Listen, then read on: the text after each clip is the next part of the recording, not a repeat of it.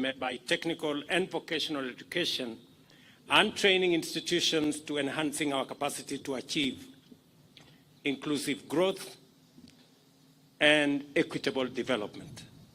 Today, we reflect on a century of the development of TVETs in Kenya and the role of TVETs in the development of our economy. We also take a moment to consider the path ahead of us and how we can harness the power of TVETs to translate the potential of our youth into positive contributions to economic development and national prosperity. The training of African youth in practical and technical skills began in 1914 in Machakos at the Government African School. However, the first TVET was founded a decade later when the Native Industrial Training Depot was established in Kabete and mainly trained technicians to work on the railway. In the decades that followed, other TVETs were established at Mawego, Nairobi, Sigalagala, Kaiboi, Thika, Machakos, and Meru. By 2022, 52 constituencies only did not have TVET institutions. Recognizing their importance in development, we committed to ensure that every constituency has at least one fully equipped TVET in the next 3 years. As we celebrate 100 years of TVET in Kenya, I am delighted to confirm that we are delivering on this commitment in full. We now have 24 national polytechnics across the country, 13 of which were recently upgraded. And we have 272 technical and vocational colleges, with 16 scheduled to be completed this year, 2024-2025. I have instructed the ministry that the remaining constituencies we must start and complete their TVETs in the next 2 years, so that we live up to our commitment that every constituency in Kenya will have a fully equipped TVET to give opportunity to millions of young people out there who deserve an opportunity to be their best. Let me also celebrate that on my way here this morning, I got the news from our friends in China that they have approved another 13 billion Kenya shillings to equip 70 of our TVETs that today don't have sufficient equipment. It is a coincidence that when we are celebrating 100 years, we got news that we have additional equipment to equip our TVETs, because TVET, if education is the key, TVET is the master key.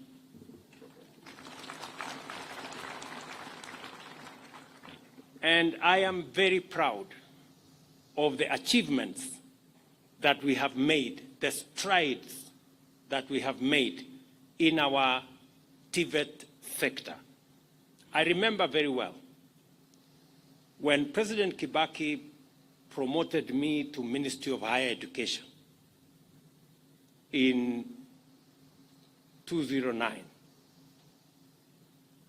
I had a big conversation because all our education was focused on formal learning, largely theoretical learning. We even had huge classrooms in our universities of students learning social degree courses, anthropology, sociology, and many others. And I asked the question then, when I was Minister for Higher Education, how are we going to align our education to be in tandem with the targets we have set for ourselves under Vision 2030. Because unless we have the men and women with skills and competences to assist us achieve the targets of Vision 2030, we run the risk of Vision 2030 being Vision 3020. And you know what that means. And I had a candid conversation. And it was not an easy decision, because I remember then when I said, we need to change focus. We cannot, it is good to learn history. And I was a very good student of history. We all know Vasco da Gama arrived, you know, and he came from somewhere and he ended somewhere. But he since passed away, you know. So while that is important, it is also important for us to think about the future. The future is different from the past. We need new skills. We need new competences. We need new approaches. We need new knowledge for us to tackle an ever-changing world. And therefore, we need to refocus our education as appropriately.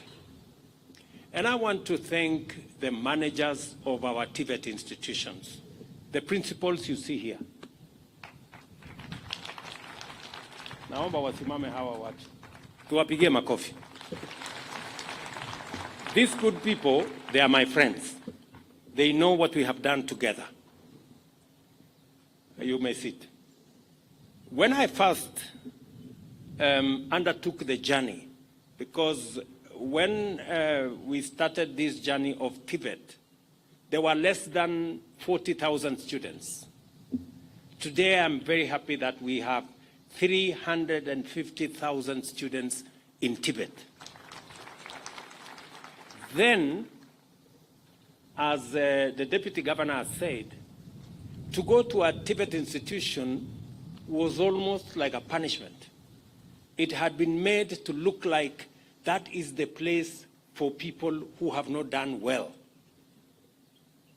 But I am very proud that today we have changed the perception. We have changed the branding. We have changed the place of TVET to the extent that last year, up to 9,000 students who had been admitted to universities chose not to attend the university, but to come to TVET. Because it has been proven now that TVET presents an opportunity for practical skills, for people to acquire knowledge, to acquire competencies that have significant relevance to where we want to go as a people. The strategic design of our bottom-up economic transformation agenda is to accelerate economic growth by investing in its critical pillars in a manner that creates employment for millions of talented, motivated, educated young people. The better plan, therefore, makes our young people the frontline actors in our quest for inclusive growth. And I want to speak to the young people of our nation. If you look at our plan, young people are front, back, center, left, right of our plan. Whether it is agriculture that we are focused on food security, we are working on how do we reduce the age of our farming community from 60 downwards, because it is the only chance we have to transform our agriculture and underwrite our food security. Whether it is our SMEs or manufacturing or the investment we are making in our special economic zones our county aggregation and industrial parks, that whole ecosystem is about young people and the employment that is potent in those spaces. Or whether it is our pillar on digital superhighway, it is about how we can monetize the talent, the knowledge, the expertise of the young people of Kenya using our digital platform. I was very happy this morning. I went to the ICT hub here in Nyeri. And Mike, a gentleman from the village here, was telling me how in the last 6 months he has made 500,000 working online. I am not talking about somebody working in America. I'm talking about Mike in Nyeri, working online here at the TVET institution here. And it is the reason why, as a government, we have made changes to the CDF Act so that members of parliament like my good friend Madenge here of Nyeri town, they now have an opportunity, and we have agreed with them that every ward in Kenya, the same way we have a TVET here in Nyeri Polytechnic, every ward in Kenya must have an ICT hub. We are going to equip those ICT hubs. We are going to connect them to internet. We are going to provide computer apparatus. We are going to provide teachers to make sure that we use the digital space and the talent, expertise, and knowledge of the millions of young people coming out of colleges like this, or schools, or universities, to drive our economy through digital jobs. That is the commitment we have made. And I'm saying to the young people of our nation, for the first time, you have an administration that is focused on deliberately creating opportunities for employment, for work, for the millions of young people in our country. It is not sufficient for us to say we are going to grow the economy. We must be intentional. We must be deliberate on where we are going to create these jobs, whether it is in our housing plan, whether it is in our special economic zones, whether it is in our county aggregation and industrial parks, whether it is in our ICT hubs. The focus is on getting young people in Kenya with their knowledge, with their skills, with their competencies, with their talents, to be able to monetize them and contribute meaningfully to driving our economy. And that is why we are also intentional on dealing with those who want to corrupt our young people with drugs, with illicit brews, and we have put down our foot that it cannot be business as usual. We cannot have a drinking nation. We must have a working nation. It cannot be both ways. And so those who are telling us that we have closed their bars and they are unhappy with us, surely. Ile hasara tumepata na madawa ya kulevya, you go to centers, you go to towns, you go to estates and villages, and you find young people who can hardly stand straight because of drugs, because of... That is unacceptable. And therefore, we are going to be firm, we are going to be forthright, because I know for sure nobody is going to die because they were not drunk. Hakuna mtu atakufa kwa sababu hajalewa. Na kama kuna mtu atakuwa mgonjwa kwa sababu atalewa, tutampeleka hospitali. The defining impact of this event is the outline that TVET sector's role in a rapidly transforming economy as the Africa Continental Free Trade Area takes shape swiftly and our country aims to achieve newly industrialized status within a decade. TVET's capacity to address the country's human resource needs, supply the labor market with skilled, versatile, and innovative personnel, and align millions of youth with their aspirations, livelihoods, is paramount to us. To ensure full strategic alignment with BETTER, the Presidential Working Party on Education Reforms reviewed our policy on TVET, and not only to address our industrial and competitive imperatives, but also to conform to the UNESCO strategy for TVET by ensuring that all our youth are equipped with the skills required to facilitate employment, decent work, entrepreneurship, and lifelong learning. Subsequently, the Cabinet has approved the implementation of a number of measures in connection with TVET institutions over the past year. To begin with, 13 vocational training colleges have been upgraded to national polytechnics, and also the Morendat Institute of Oil and Gas in Naivasha has likewise been elevated to a national polytechnic. Secondly, the mandate of TVET and Curriculum Development Assessment and Certification Council to oversee the curriculum design, assessment, and certification in the TVET sector has been reinstated in line with the TVET Act of 2013. And I'm very proud that I have now that tall, very good gentleman, Kimoinge, and he is doing a fantastic job. Somebody somewhere, for strange reasons, decided to abolish SIDAC and take this whole TVET sector back to the Kenya National Examination Council. Something that in the design that we worked on, it was very clear that we need a different assessment tool for TVET institutions, like what we are seeing here. Today, we were shown there how they now mark exams.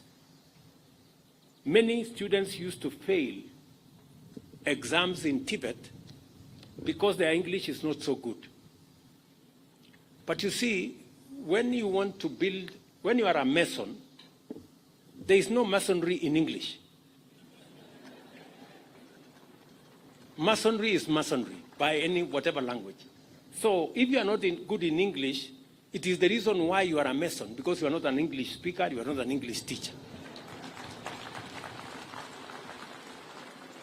So instead of marking the English, mark the masonry skill. And that's the difference we are making. And therefore, I want to congratulate SIDAC. Please take up the responsibility of making sure that our young people acquire the skills without hindrances from other extraneous matters. Just imagine that hapo nyuma mtu amekuja kusomea useremala, anapata A kwa skill ya useremala, lakini kwa sababu ile examination iko na English, iko na maths, iko na sijui nini, anaanguka maths na English na nini, mwisho anasemekana hiyo exam yote ameanguka. Na hajakuja kusomea hesabu, hajakuja kusomea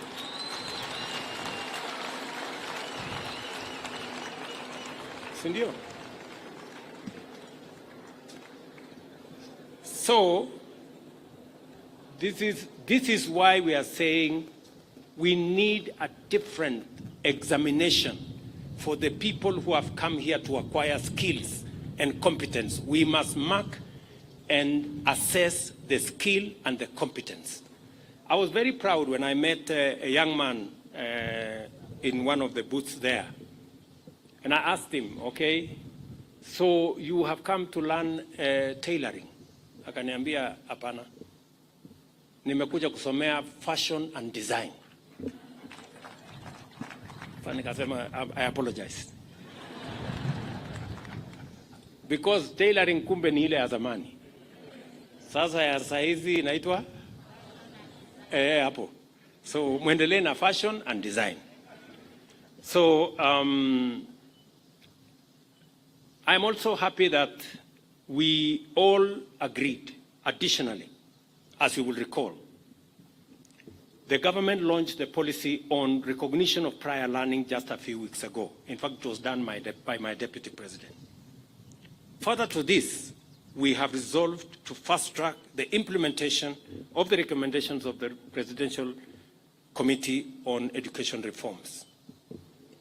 This financial year, we have allocated 28.3 billion to TVET institutions and intend to keep raising the allocation in future until we achieve an optimal level of investment. At the same time, the recruitment of an additional 2,000 TVET tutors is underway, with a view to bringing the total number of tutors hired under the BETA to 4,000. Similarly, we are in the process of equipping 70 TVET institutions with the state-of-the-art equipment under a partnership with the government of China. And I just announced to you that I got the response this morning because I visited China last year with this intention. This morning it was confirmed that the funding had been approved. We are serious about introducing our youth to the best skills, knowledge, and technology that is available globally. I have also instructed the ministry when I was in Italy about 2 months ago. I agreed with the Italian Prime Minister to support our TVET, 40 of them. So there is now consultations between our ministry and the government of Italy for us to equip another 40 technical training colleges with additional equipment as we improve the quality of our learning and enhance the skills transfer to our young people and make our TVET institutions truly international. Let me also say we have already 113 Jitume centers across the country, and we decided to start the Jitume centers where we have computers, internet, and other facilities available. We started them with every TVET.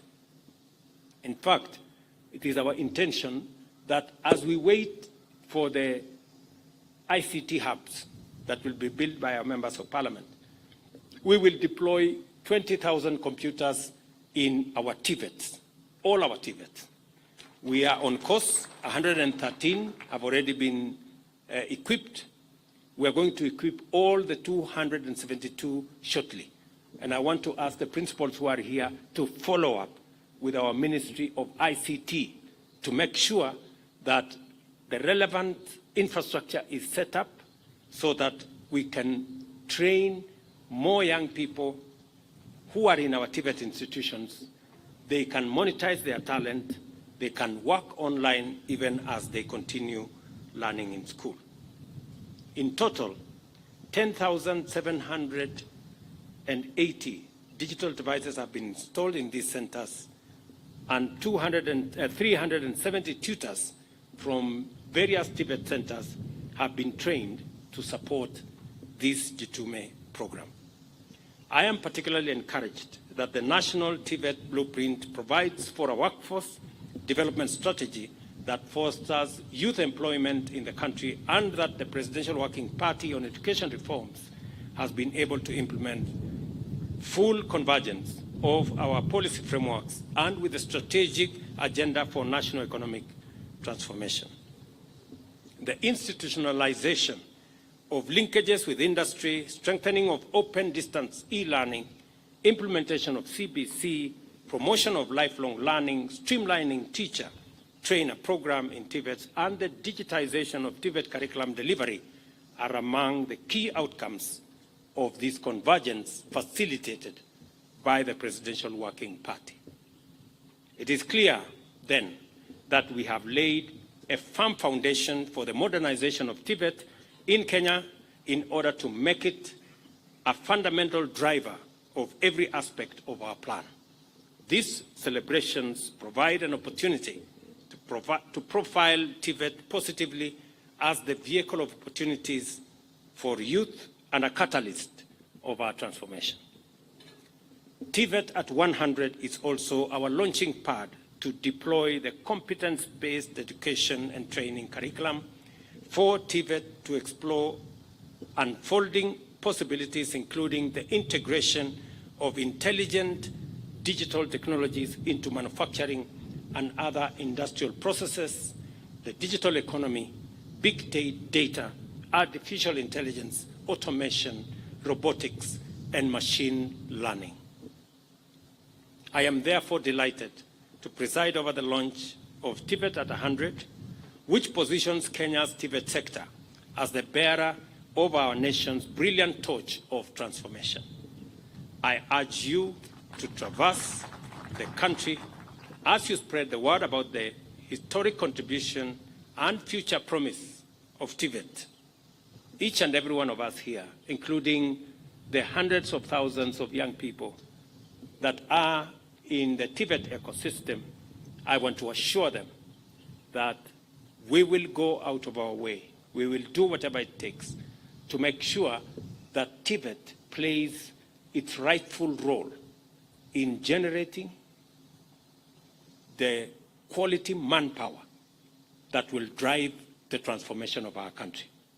I also want to tell the TVET students that in the ecosystem of the plan that we are putting together, there are opportunities in every sector of our plan, from agriculture to EPZs, to our special economic zones, to our county aggregation and industrial parks, to our G2 centers, to all the sectors, including our UHC program, has opportunities for young people to play their rightful role in driving the economy of our country.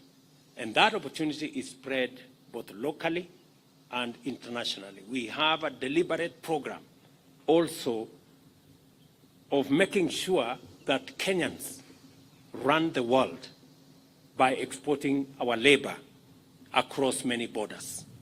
We are concluding bilateral labor agreements with 19 countries where we want to provide opportunity for young people from Kenya with different skills, the conversation to work in those areas.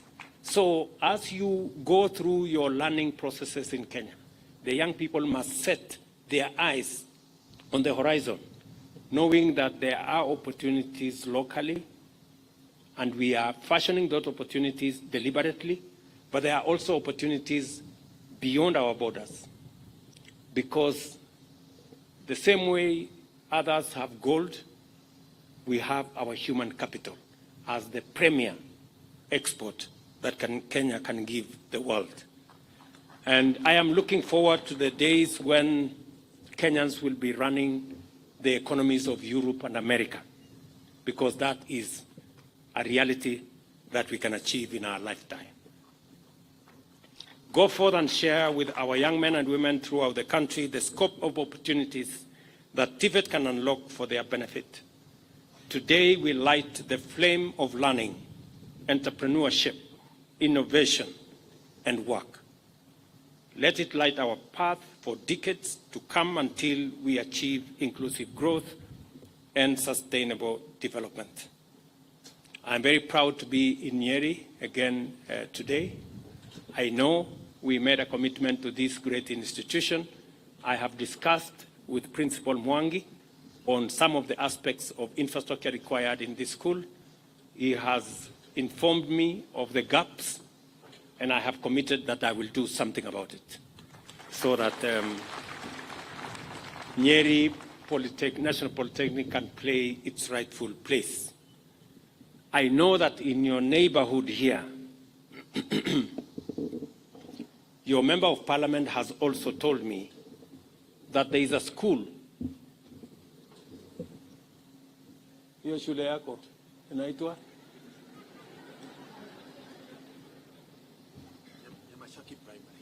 Nyamachaki Primary is your neighborhood here. There's a small school there with inadequate facilities. And Mheshimiwa, because they are neighbors to this school, I am going to commit 10 million shillings for now.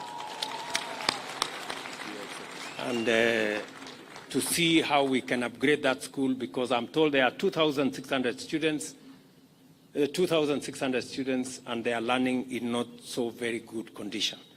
Your member of parliament has been on my case, and he told me, unless I say something here, things may not be very good, and I may not be allowed to leave this place. Thank you, sir. So, and you can see with his height, he can be very dangerous. So, Mheshimiwa, I hope I have bought my peace to leave. Yes. So, otherwise, to the great people of Nyeri, asanteni sana, na nimesikia vile gavana wetu wamesema kuhusu stadium yetu hapa Nyeri. Imetuletea matatizo kiasi, lakini tutaishughulikia. Vile ameniambia, nitafanya hivyo. Simulisikia vile aliniambia? Alisema nifanye nini? Nitafanya hivyo. Kwa sababu wale watu wote wako kwa hiyo area niliwaambia mambo yao ni matatu.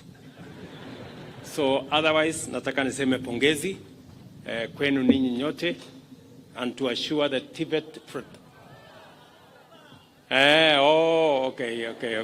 okay. Mumesema vile vile kuna barabara hapa iko na matatizo. So nimesikia vile mumesema, na next week nitatuma waziri wa barabara akuje hapo na apange vile hiyo barabara itajengwa. Na vile vile tumeshakubaliana kwamba katika ile program yetu ya housing pia tuko na nafasi, ngoja kidogo. Pia tuko na nafasi, angoje tu kidogo, tutamuongelesha. Tuko pia na nafasi ya kutengeneza, aketi tu hapo nyuma wewe. Very good. Tuko pia na nafasi ya kujenga hostels katika college hii yenu.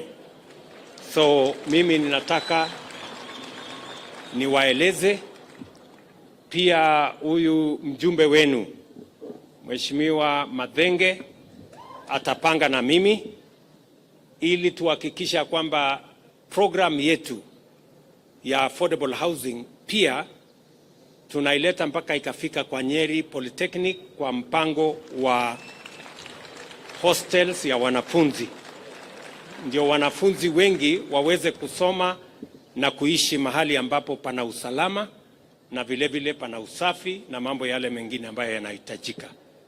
Kwa hivyo nataka niseme asante sana kwa kutupokea na watakia heri. God bless you and see you soon. Thank you very much. With your permission, Your Excellency, I would like you remain on stage for the official lighting of the torch. Those handling the buzzer kindly. Thank you. I'll also ask that all of us we be upstanding. And if you may allow, Your Excellency.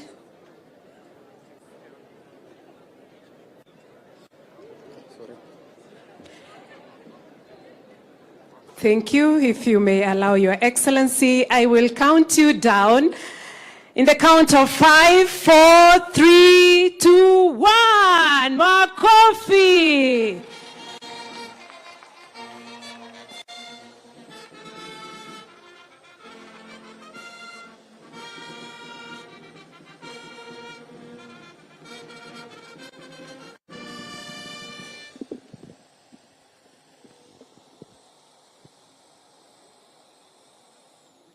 Thank you very much. We remain standing for the national anthem.